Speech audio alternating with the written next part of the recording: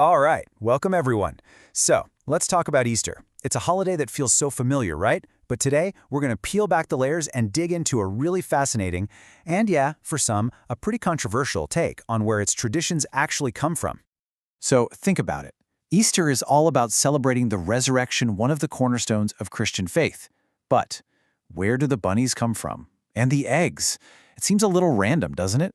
The name itself, Easter, isn't found in Scripture. So how did all these things get connected?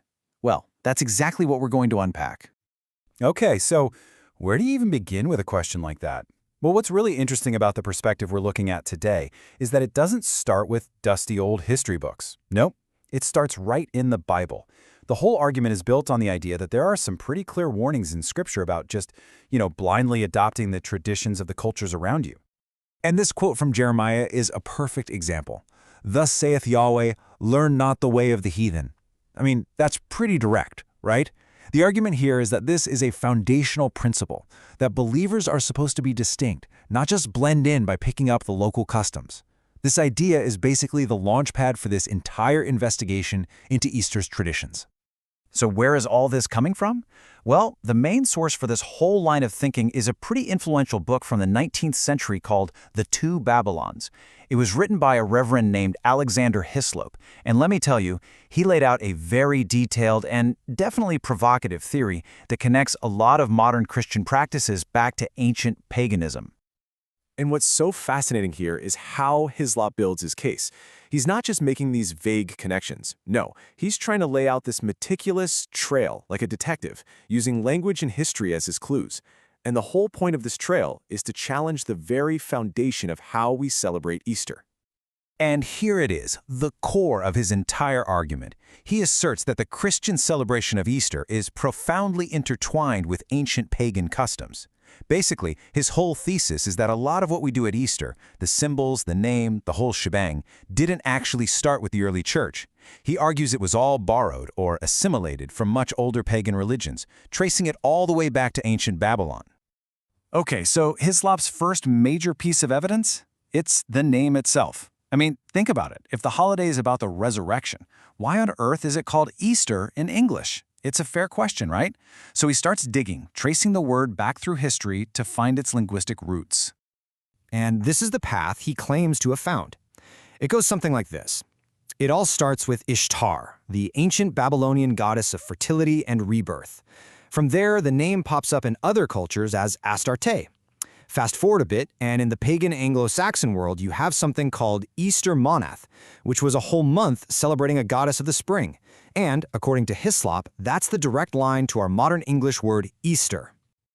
Okay, so he's tackled the name. Next up in his investigation are the symbols we all know and love, the Easter egg, and of course, the Easter bunny. Where did they come from, and according to his theory, what did they mean in the first place?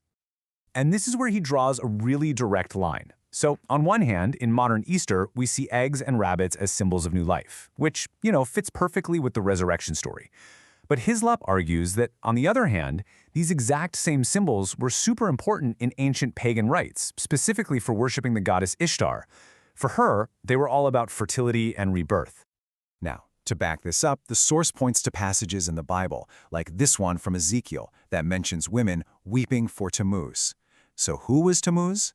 Well, in Babylonian mythology, he was Ishtar's lover, and his whole story was about a cycle of death and, wait for it, resurrection, which was mourned and celebrated every year.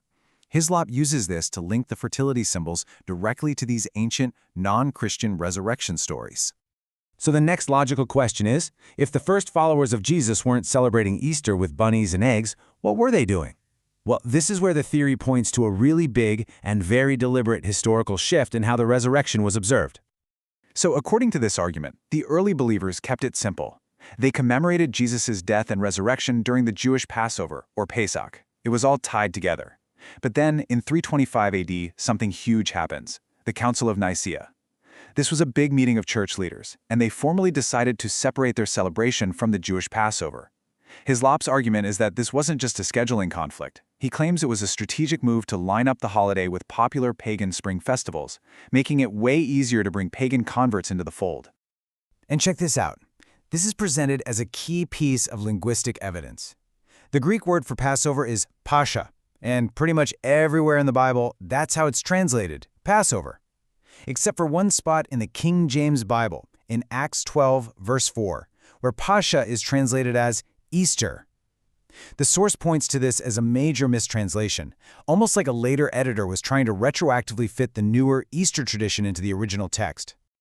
So let's step back and look at the big picture. What's the major takeaway from all this? The source is really framing this as a challenge, a call to action almost. It's asking us to stop and really think about the traditions we've inherited, the things we do just because, well, because we've always done them. And this quote from Jeremiah really brings the whole thing full circle, doesn't it? Our fathers have inherited only falsehood.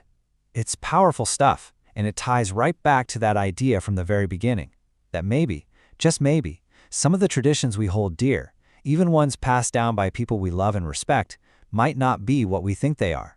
It's really a push to ask why. Why do we do the things we do?